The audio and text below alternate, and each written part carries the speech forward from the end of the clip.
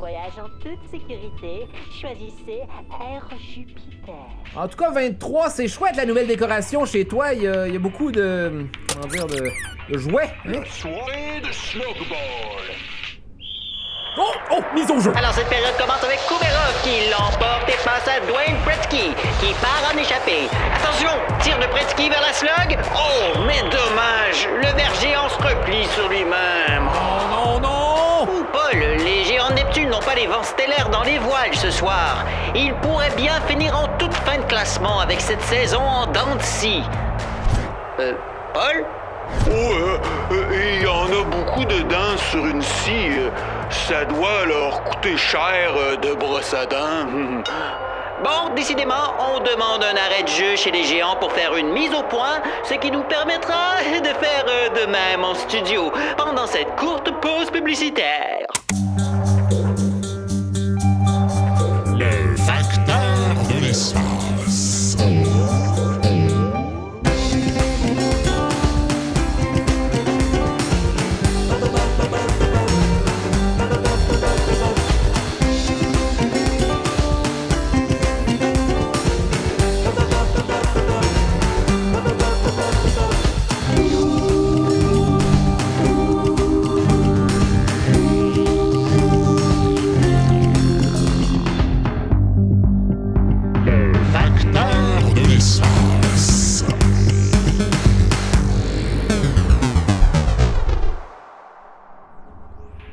As-tu vu le tir manqué de Gretzky?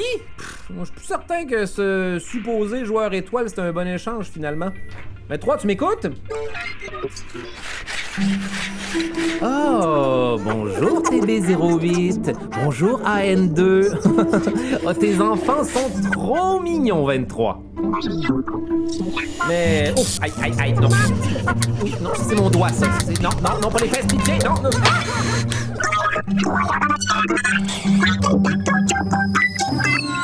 Non, ça va, 23, pas besoin de les gronder, je vais bien. Ils sont juste un peu énergiques et surprenants des fois. Bzz, bzz. Ah ouais, je comprends. Ça doit demander beaucoup de patience et de temps élever des enfants. Surtout qu'avec ton nouveau poste de chef de l'entretien du bureau de poste, ça t'en fait beaucoup sur les épaules, non? Semblerait que ce sera pas cette partie de Slugball qui va égayer notre soirée. Tandis quoi si je te racontais la fin de ma dernière livraison sur Couronne 3? Tiens, je t'ouvre une bonne canne d'huile à moteur.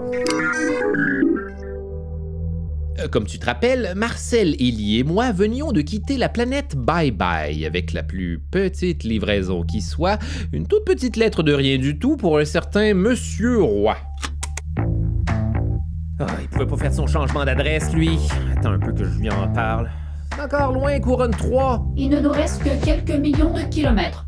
C'est pas une blague cette fois-ci, j'espère. Mais non, je te rassure, Bob. Fin du téléchargement du module Devine 6. L'art des énigmes pour humanoïdes post-terriens. Ah, enfin! On est arrivé? Non. Mais écoute bien. Quelle est la ressemblance entre toi et les planètes de la galaxie? Peux-tu me donner une petite pause de tes apprentissages humoristiques, s'il te plaît, Ellie? Exactement! Les deux, vous avez besoin d'espace. C'est étrange, ça. Nos détecteurs captent une forme de vie tout près. Analyse des biosignatures. Tu dis vrai, Bob. Une forme de vie bipède de type néo-reptilienne a été détectée à quelques mètres. Là, sur le petit débris flottant. Ah oui, il y a quelque chose. Ou plutôt quelqu'un. Ça, c'est toute une surprise.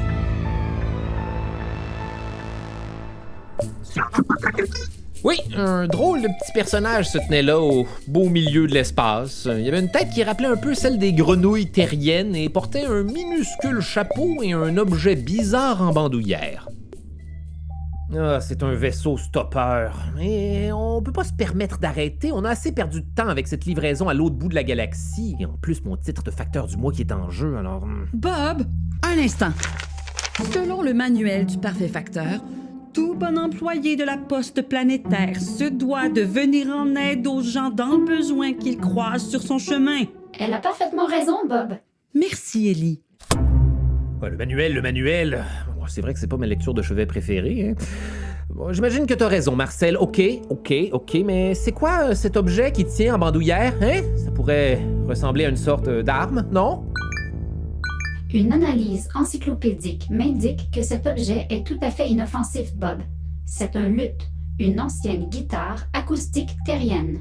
Oh, j'adore la musique! Et j'espère qu'il va nous en jouer.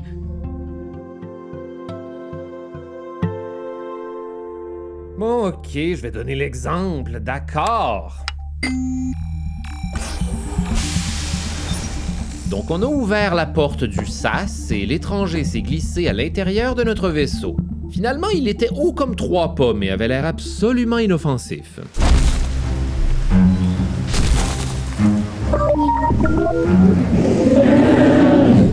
Non, des petites pommes, pas des pommes géantes de la planète Solanum. Merci de vous être arrêtés, vous deux. Vous voulez dire 3? Oh, désolé, vous 3. Enchanté, gentes dames, à la voix numériquement divine. Hein? Et enchanté. Vous savez, les gens passent généralement tout droit. Mais où est passée la courtoisie? Ouais, bon, j'espère que vous allez dans la même direction que nous. Ça dépend, vous allez où? Couronne 3. Excellente nouvelle! C'est parfait comme destination! Ah, si vous le dites, en tout cas, vous remercierez Marcel pour tout ça. Eh ben, merci à vous, jeune fille! Hop! Y a pas de quoi, monsieur. Moi, c'est Yolin. Lui, c'est Bob. Et vous avez déjà rencontré Ellie? Bien. Alors, vous êtes facteur? Étant donné que vous êtes entré dans un vaisseau sur lequel il est écrit de toutes lettres post-planétaire et est actuellement assis sur une poche de courrier, je dirais excellent sens de l'observation, Sherlock Holmes. Drôle de numéro, celui-là. Ça vous dérange que je sois assis sur cette grosse poche de courrier? Non, ça va. Ouh là là! Ça en fait des lettres! Journée bien chargée, est-ce que je vois? Non, Bob m'a expliqué que ce sont des lettres abîmées ou sans adresse à retourner au bureau de poste. En fait, on n'a qu'une seule lettre à livrer aujourd'hui. Une seule? Pour 2? 3 facteurs? Vous la coulez douce, les facteurs. On doit la livrer à un certain... Alerte protocole de confidentialité A119.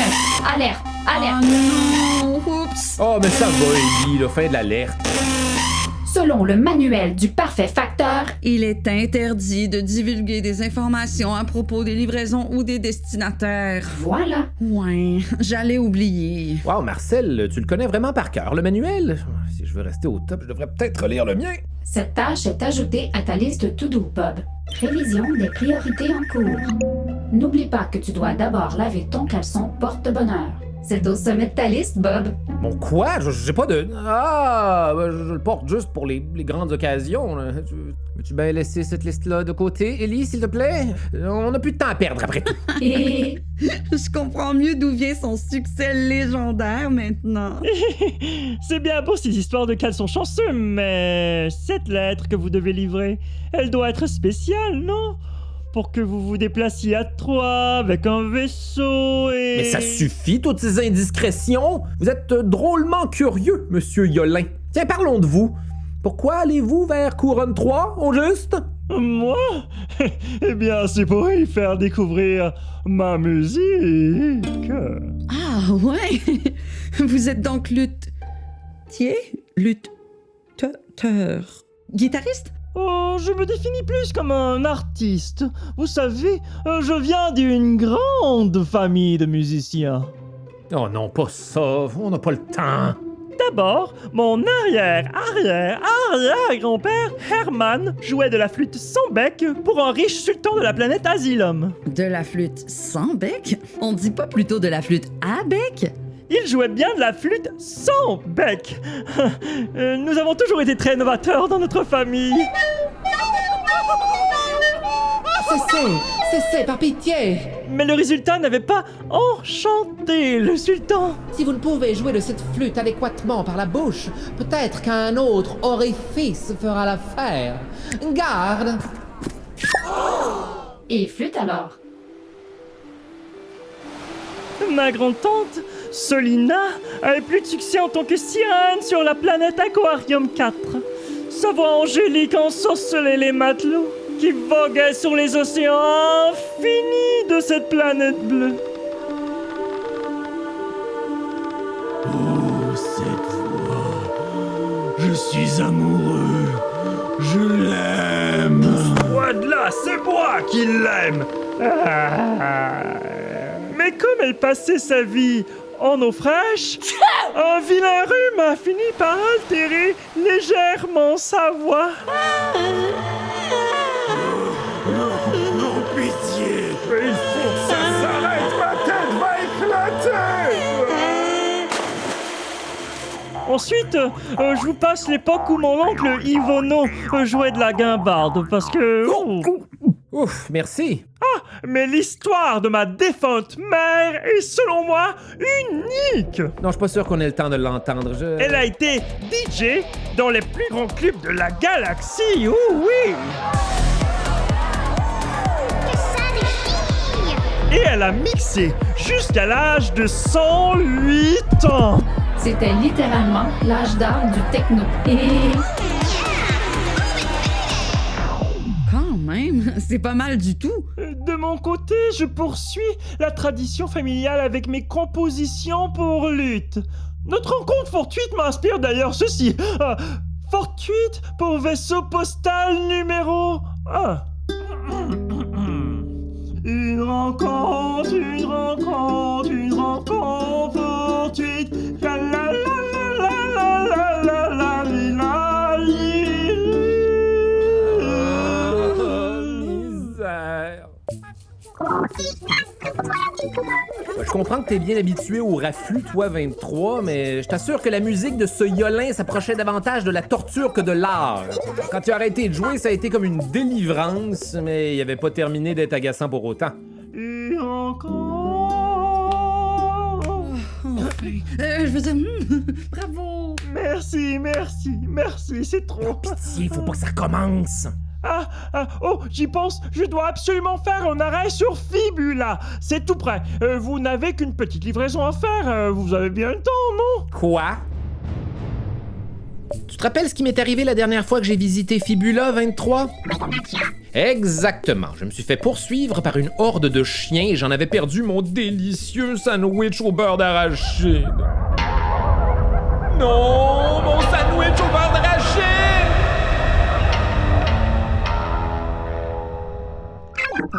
Mais oui, finalement, ils avaient simplement hâte d'avoir leur livraison de babal pour jouer. N'empêche que ça a été un moment très traumatisant et l'idée d'y retourner ne me faisait pas plaisir du tout.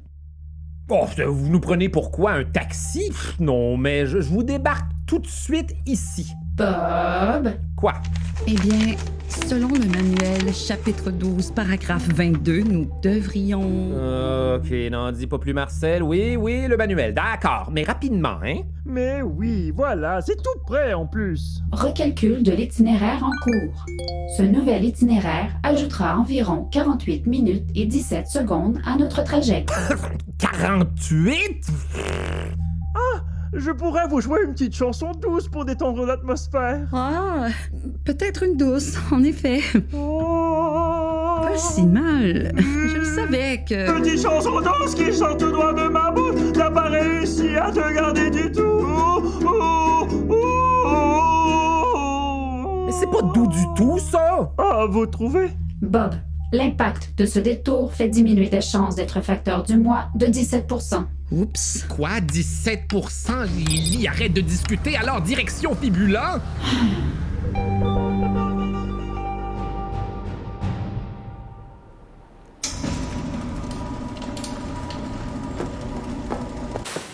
On est arrivé sur Fibula quelques minutes plus tard. La petite planète en forme d'os n'avait pas vraiment changé. Par contre, une chose m'a frappé. C'était le calme absolu. On n'entendait pas un seul jappement.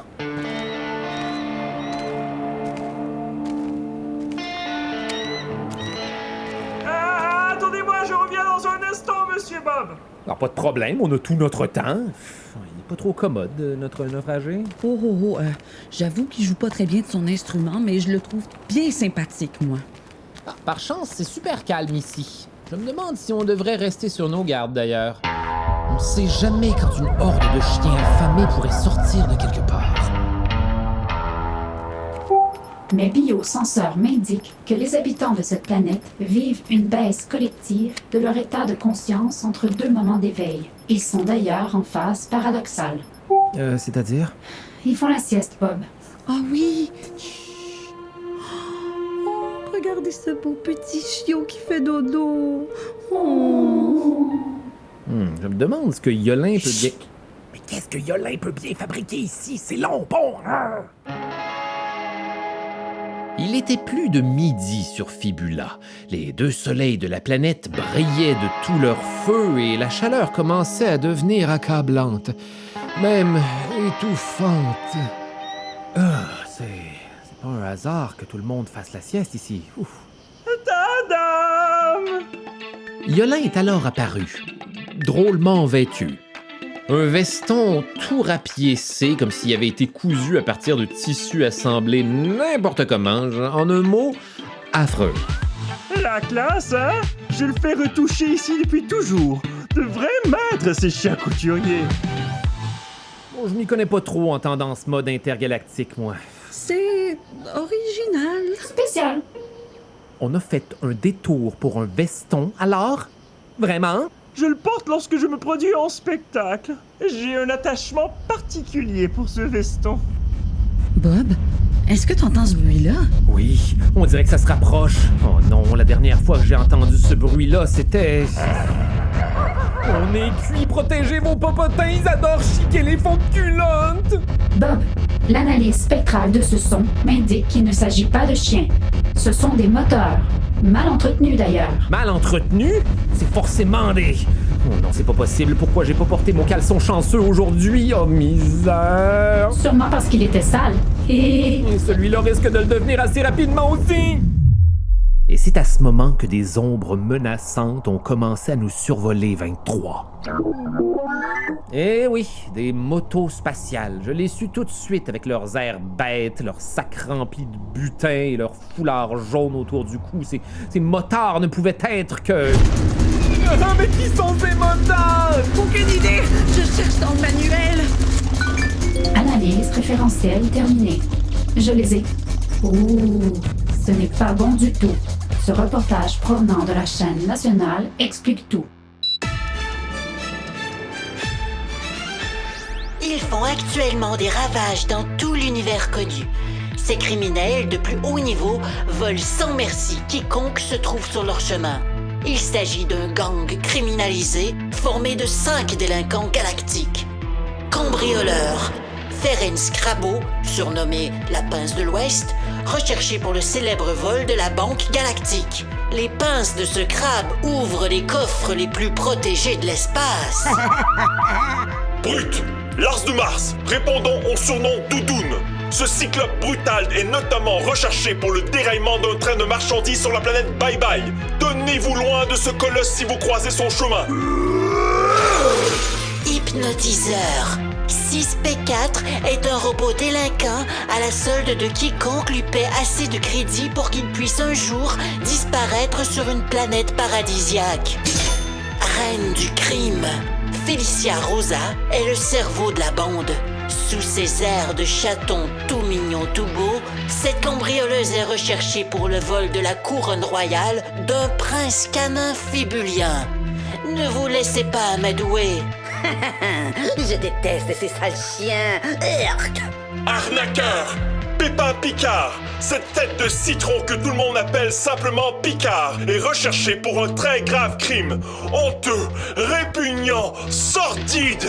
Il n'a jamais rapporté ses livres à la bibliothèque. Oh oui, c'est choquant, choquant. Ensemble, ces malfrats forment la bande des pilleurs à moteur. Ah, intéressant. Je propose qu'on évite de les croiser. Partons discrètement. Pas si vite, vous deux. Picard, c'est bien eux. Mais ce Pépin Picard, je le connais, lui. C'est l'impoli du restaurant du chef Robotsuki. C'est bien eux, chef. Une grande et un gros. Hey! Qu'est-ce que vous nous voulez? On est des simples facteurs. Faites pas les malins. Vous le savez très bien. Vous voulez le vaisseau, c'est ça? Il est en piteux état, voyons. Regardez, c'est un tas de ferraille, il vaut pas un sou. En fait, VP1 est à 87% de sa pleine capacité. Non! Vous êtes ici pour nous recruter, c'est ça? Vous devriez pas, on n'est pas du tout effrayants. Bob a raison. On serait des terribles moteurs. Vous perdez votre temps. Bon, ça suffit la comédie. Paralyse-les, 6P4. Avec plaisir, chef. C'est alors que le robot criminel a lancé vers nous une sphère métallique qui a atterri à nos pieds, s'est ouverte et nous a foudroyés d'une décharge électrique. Non, j'étais encore conscient, mais mon corps ne répondait plus du tout. J'étais complètement paralysé, couché au sol comme une tortue sur la carapace. Oh oui, j'avais la trouille de ma vie, mais ce qui m'a redonné un peu confiance, c'est que Marcel avait pas l'air paralysée du tout, elle.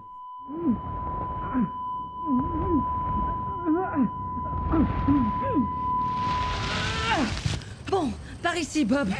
Mais comment c'est possible? Arrêtez-la! Elle a même réussi à me ramener à bord du vaisseau.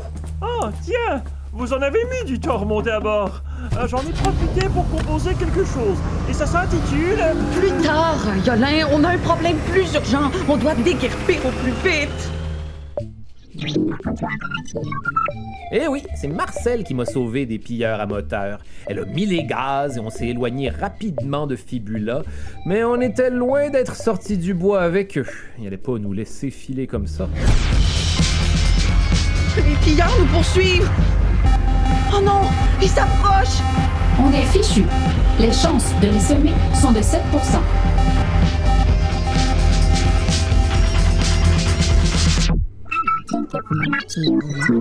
Bonne question. En fait, Marcel n'avait pas été paralysé tout simplement parce que... 23! De limaces géantes d'Epsilon se sont faufilées dans les conduits d'aération. Il y a de la bave de limaces qui dégouline du plafond partout dans le bureau de poste. J'ai glissé et je crois que je me suis fait un tour de tentacule, moi. Allez, ramène-toi au bureau de poste pour régler ça et que ça saute.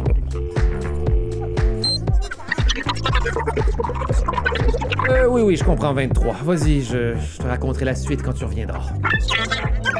Garder tes enfants? Oui, bien sûr, pas de problème. Hey, les amis, est-ce qu'on lit une histoire?